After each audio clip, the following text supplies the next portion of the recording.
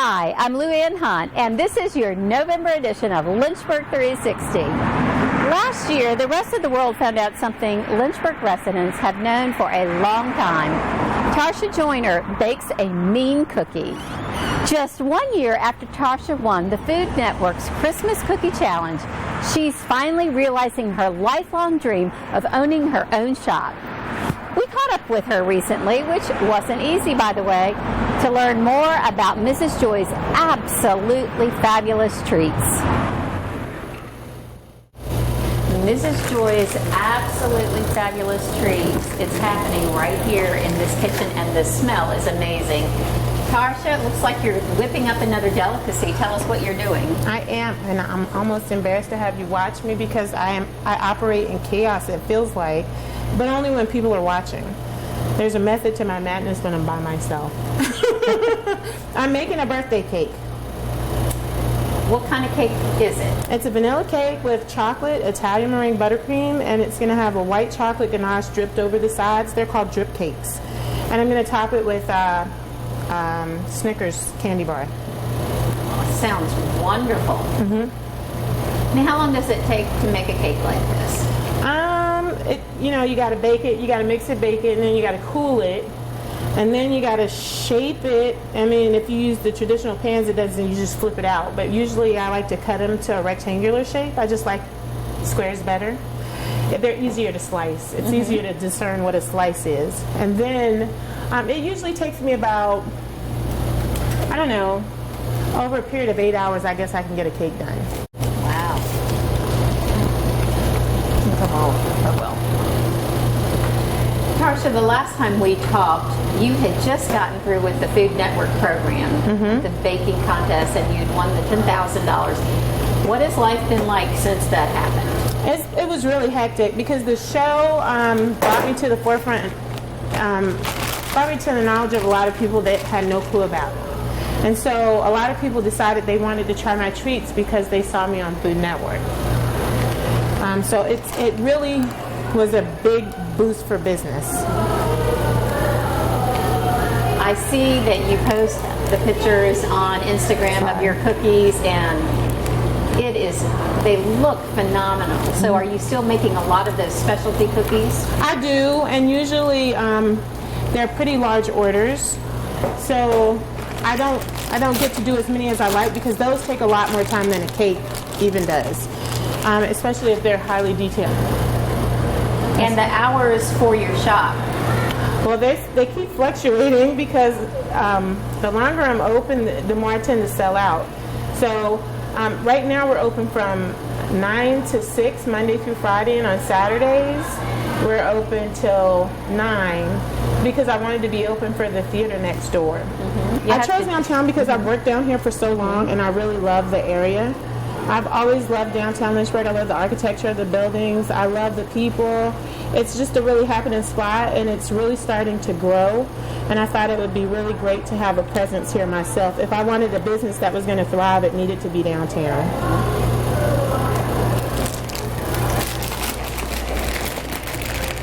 And it's a carryover from the market.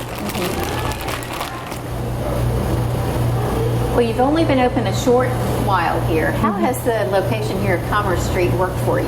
Oh, it works beautifully. We get a lot of foot traffic, a lot of people that walk by, see the shop. I mean, the builders did an amazing job of making it nice and bright and, eye-catching. Tell us about the name, Mrs. Joy's Absolutely Fabulous Treats. How did you come to that? Well, it all was part of the project I was doing in my graphics design class. And some of the rules that they said we should follow were you're supposed to keep your name succinct. You should try to keep it 3 words or less. It should be descriptive of who you are, tell who you are, what you are, so people won't have to guess what your business is. Well, I only broke the one rule of keeping it succinct, maybe 2, because it was way more than 3 words. But up to this point, it's worked. And it started out being Mrs. Joy's Absolutely Fabulous Shortbread, but I decided I wanted to I thought, what if I were to make this a real business? Because at the time, it was still just an idea. And I thought, well, what if I were to make a real business out of it? I don't want to just limit myself to shortbread. And I thought treats would be a more encompassing word. What is the favorite thing that you make here? It's not a baked thing. Caramel is one of my favorite things to make because it's like, it gives me time to stand there and just meditate. And then when I wrap caramels, it's like total brainless activity. And you have to slow yourself down in order to be able to do it. And it gives me a moment to just slow down a bit. Everything else is bumblebee, you know. This is not a 9-to-5 job, is it? Not by any means. At this moment, we don't have as much staff as we should have. I wanted to get a feel for the process before I started bringing people in. And I also wanted to build up a little bit of money before I started bringing people in. And I realized that we're going to have a lot more people working here so that it can just be an 8 or 9 hour job for me as opposed to a 23-hour job with an hour's sleep, which is what it's been for the past few days. Wow. So you're probably needing a little vacation right now. Not a vacation because, you know, remember that saying that if you do what you love, then it's never really work, however it goes. My brain's not functioning, so I can't. Yeah. But I love what I'm doing, and I love that I'm in my space. So I don't really need a vacation from it, not yet anyway. Yeah. So if somebody hasn't heard of Mrs. Joy's absolutely fabulous treats, what would you like them to know? You know, the one thing that I find the most important for people to know is that it's not cheap, but then nothing really worth anything really is. And a lot of people tell me that my prices are too high or it's not, you know, that just costs too much. And what I hear when they're saying that is I'm not worth it. So that's not really my customer. But my customers that come to the shop, that purchase things, that order things custom or whatever, I know that they value me and I value them just as much. Lynchburg's community market is one of the oldest continuously operated farmers markets in the United States. But did you know that Lynchburg is also home to one of the newest as well? 9 months out of the year, students at Liberty University have access to farm fresh produce along with all kinds of other products. And it's all within walking distance on their campus. Steve Smallshaw paid a visit recently to the LU Farmers Market. Tell me where the idea for the farmers market came from. Sure. The idea for the farmers market came from creating a need on campus to where our students could enjoy local things from people in town. So a lot of our students don't really have cars to be able to go to the Lynchburg market downtown or go to Forest. So we wanted to provide a way for students to be able to go on campus and really get involved with the community and supporting our local economy. The farmers market here is run by Sodexo, which is the provider of all the food services on campus for Liberty University. So it seems like a very logical partnership, I guess. Yeah. So we enjoy being able to bring in local produce vendors from in town, like our Liberty University campus farm. They're here, and we also, work with them with our dining services to provide some of their organic food within our dining plan. So yeah, it was a great partnership, and we were glad to be able to do it. Some of the things here are local honey that we have. We also have people who do local organic apples here. And then it's just great to be able to just enjoy all the local crafts from people in town and just see like what people in town are creative with and what they bring to the table within Lynchburg. And a lot of this is, like you say, local vendors who might not normally be able to reach this kind of target audience. Yeah, so like we said, a lot of people don't really have cars here, and sometimes it can be very difficult to get onto a college campus with what you have to offer, because there's not really sometimes stores on college campuses or brick and mortars near college campuses to serve their products. So this is just a great opportunity for like we said, vendors to come and sell here, and they don't have a lot of overhead, but they can come and just offer their products to students. What kind of, beyond the produce and I guess arts and crafts, what else do you offer here? Sure. So we offer a lot of food trucks come here. Mama Crockett's Homestead Creamery comes every Thursday. They bring their baby calves here. So it's a huge hit with our students because they love walking them down up and up the aisle. Beach Hut Shaved Ice is here. So there's a couple of college students from Liberty University who are paying their way through college right now by offering shaved ice. So it's just a lot of great diversity that comes here to the market. How long have you been doing this? Well, we just broke our 1 year about a month ago, so this is just over a year. Me and my brother. Okay. And how did you get into this? Well, we were looking for a way to pay for college. Something that would allow us to make a little bit more money than working a regular job. And we actually have a friend in Tennessee who does a shaved ice business, and so he took us kind of under his wing and showed us how to do things and showed us how we could start our own here. Nice. And what's it been like so far? Well, honestly, it's been a blast. Just being able to come into a new school, be able to start your own business. It's been, pretty rough, as far as challenging trying to run your own business and go to school. But honestly, like, the benefits outweigh the costs. When I first came, I was actually studying mechanical engineering, but now I'm doing business project management. Okay. So this is right up your alley, basically. Yep. I feel very comfortable doing this and studying. It's actually really cool because, like, what I'm learning in class, I can directly apply that to the business. Like, day by day I'm learning and just helping make Beachhead better. And vice versa too, probably. You can learn some stuff out here that you can take back to the classroom. Exactly. Like, what I learn here, like, I'll be in the classroom thinking, oh, this is how all this connects, and actually I feel like it gives me a little bit of an edge on my classes. Yeah. How's the farmers market here been for you in terms of business? It's been pretty good. Slowly but surely, the farmers market team has been bringing in new customers. Like, if you look over there, we got the cows sitting, bringing more cows, and that brings, more customers, and we have pretty good foot traffic here. How much is your broccoli? I moved here from broccoli's $2 a pound, but it doesn't weigh anything. And I was telling her about. What's been the response so far? That's been great. From what we've seen, people have really come to like it. So it runs throughout the year, March to November, and it's really big with our students. And we have been working with more of our community to get them more involved. Our campus farm does a weekly meal share to where staff and students from Liberty University can come and actually get weekly boxes that they can take home and cook, and so they prepare everything for them. And it's important to note it's not just students. It's not open to just the Liberty community. Yeah, no, all of Lynchburg is welcome to come here. We have some vendors here that maybe other places won't have. So we highly encourage anyone within Lynchburg, Virginia or surrounding areas to come out here and check us out every Thursday from 3:30 to 6 p.m. Different stuff next year. We're hoping that we can find a better location on campus, one that's more centralized and maybe a little bit more easy to access for some of the people in the community, and somewhere that just gets more exposure. So that's probably the big thing that we're aiming for next year. Yeah, just looking to grow, get bigger and better. Yeah, we want to be able to have more vendors, and lately we've been feeling the growing pains. So we want to be able to have more space and bring more variety to our farmers market here.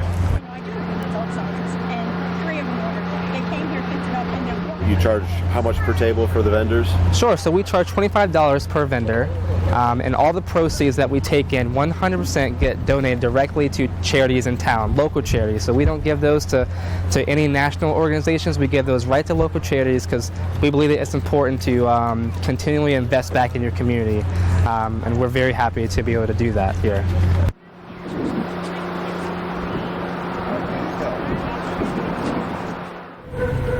In the 4 years that Lynchburg 360 has been on the air, we've taken you to a lot of different places all around Central Virginia. But our next segment is one place we never thought we'd go. We want to introduce you to a different kind of television production crew, one that's always digging deep to help save taxpayers' money.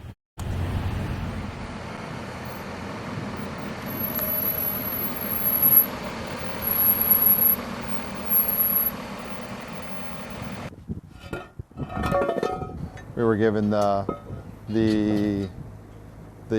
maps to come and TV these lines, which it could be time. It's been a while since they've been inspected, so we want to just go down the line to make sure that there's no separation, breaks, no major damage, that all the sewer is contained inside these pipes to go down to the waste treatment facility. This is our camera. We use this to go inside the storm and sewer lines in Lynchburg here, and Jamie operates the controls up there. I'll put it in the line here in a couple minutes, in this sewer line that we're about to inspect. While we're in the line, the camera here, which is what you're looking at right here, with you got the lights on it. Camera, you can zoom in and zoom out. It also has an elevator here that we can raise it and lower it in case we size of the pipes change. It's fed in here by a line. It's the power source and how we get the video back to the truck. And we also retrieve the camera with this line with our winching system here in spool.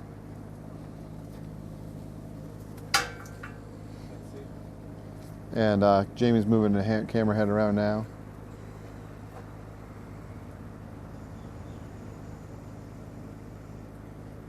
He's got the video monitors. We got 2 of them. We got one here so I can see a little bit closer, so what's going on, and he's got his controls up there. I'll turn this one. This will turn me left, right, and this will turn my head clockwise positions. And this forward will drive. I don't want to drive it yet. And this will reverse. I can steer it left or right if I need to turn. You got a home button. You can home it and it'll take you back to the beginning. And I can turn left, and then I can turn it right, and I can move my clock positions around, and I can push home again when I'm ready to go forward. When we find any breaks or anything in the pipes, we will make I'll print off a map right here, and I'll take a picture, and we'll staple it together, send it into construction, where they will determine if it needs to be fixed, and they'll make a work order, and they'll have to come fix it. So that's pretty much what we do here, just to make sure everything's good in the sewer lines or the storm lines. Started in construction and transferred over to the camera unit, and last February, so not quite a year yet. What's challenging about this job is the mapping system. Everything's underground, so you got to figure it out. And a lot of times that the manholes will be buried underneath the asphalt or in yards, so we got to locate them. We'll use a metal detector. Sometimes that can be challenging and a little bit frustrating because there's a lot of metal in the ground. I'm going to put the camera in the line now, and I gotta tighten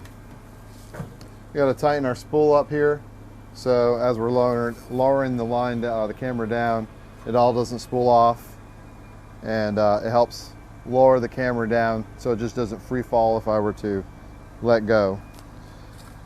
And use 2 lines to get the camera down in the hole. The manhole, attach it to the front of the camera with this rope, and we grab the lifeline of the camera to lower it down.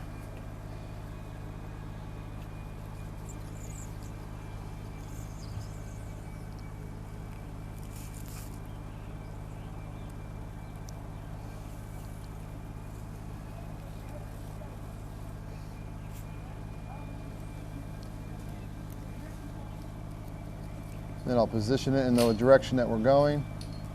Once we're safely on bottom, I can remove the second line here. Pull this line up out of his way. And then I'll come over here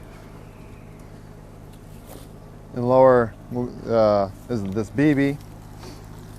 So when we're pulling the camera back out of the line, this BB will protect the lifeline cable here to the camera from tearing and breaking on the pipeline itself. He's gonna put the measuring pole down there so we can get accurate, to make sure this pipe is 10-inch pipe like the GIS says before I start. And I have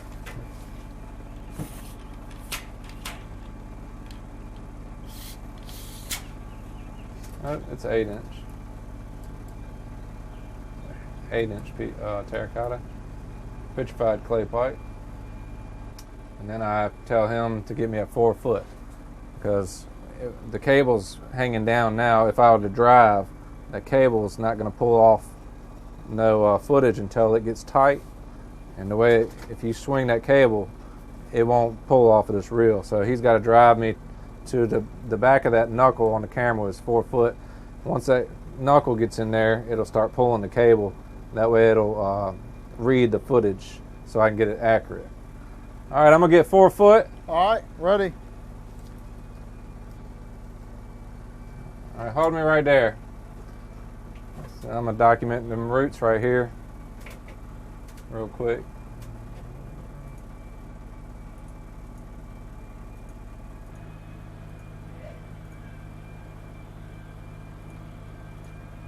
Roots fine joined at 0 feet, 12 to 12 o'clock.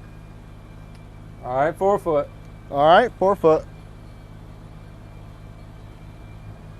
Don't look like we're going very far here, so we have to get a Vector truck out here to cut them out.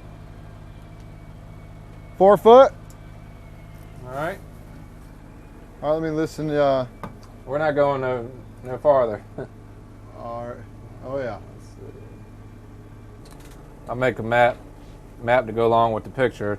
It shows them exactly where the root is, and I'll staple these together and turn them in, and they'll know where to come to clean that out. And then once they're clean this out, I'll come back and TV the rest of the line.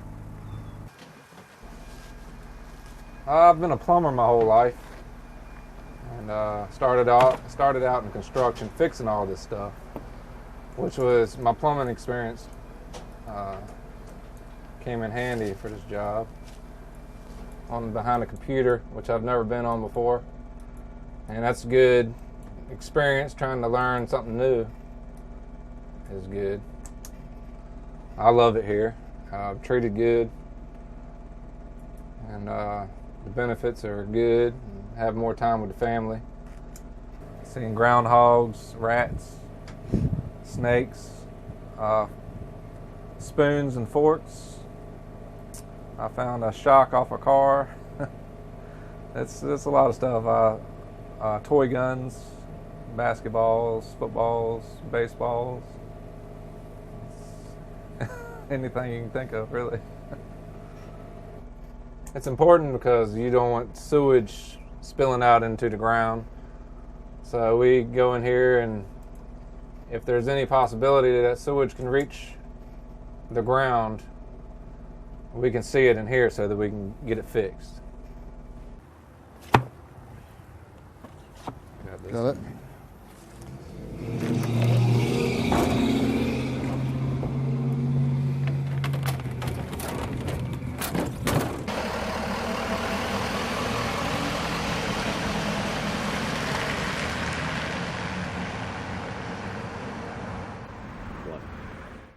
With the holiday season upon us, it's important to remember that when it comes to gift giving, you should also think about giving the gift of life. Laura Dooley of the American Red Cross reminds us that blood supplies are always critically low this time of year, but here's how you can help. The winter months, are those usually tougher times for blood donations? Yes, they can be. The reason for that is we have cold and flu season, inclement weather that can cancel blood drives. You have people that would probably come out in nicer weather, but if it's a little too chilly out, they're going to stay home. So yeah, we do tend to see, a reduction in collections over the winter time, especially when it comes to, January, February timeframe. So how important is it that folks get out this season? Very important, actually. With the Hurricane Matthew that came through, we canceled probably over 50 blood drives, resulting in about 1,800 plus units that went uncollected. Trying to make that back up has been difficult, so we always need blood, but there are certain times a year where collections is reduced, so we ask that people come out ahead of time before those time frames come and make sure that our hospital shelves stay well stocked. Do you have a lot of regular folks who come out regardless, and they're committed to doing this all the time? Yeah. Is that right? That is one thing that I really do enjoy about my job, are the donors that are they're diehard donors. They're going to come no matter what. Sometimes that might not be the best thing in inclement weather, but certainly we cancel blood drives if we're worried that it will cause problems for donors. But yeah, we definitely have our regulars, which is great. So how do you get the folks who may be on the bubble or who maybe have only done it once or twice or not at all, how do you get them to come out? Well, that's a daily challenge, actually. So, getting the word out as to the need. We try to make things as easy and as convenient as possible for donors. So we go to businesses, we come to you. We have things like Rapid Pass, which allow you to do your health histories online before the blood drive, so that can cut down the wait time for you. We always offer cookies and juice and that type of thing. So we just encourage as best we can. And usually once people start giving blood, they understand the need for it. And they feel really good about themselves. So we're not asking you when you give blood to reach into your pocket and pull out money you may not have. Just donate an hour of your time to us, donate a unit of blood, and you're literally helping to save lives. If I could put capes on every one of my donors and help them understand what superheroes they truly are, I would. We have www.redcrossblood.org. You type in your zip code and it'll pull up all the blood drives around you so you can pick the one that's easiest for you. That's it for this edition of Lynchburg 360. We'll be back next month with more fun things to see and do. In the meantime, don't forget to take some time and enjoy the view.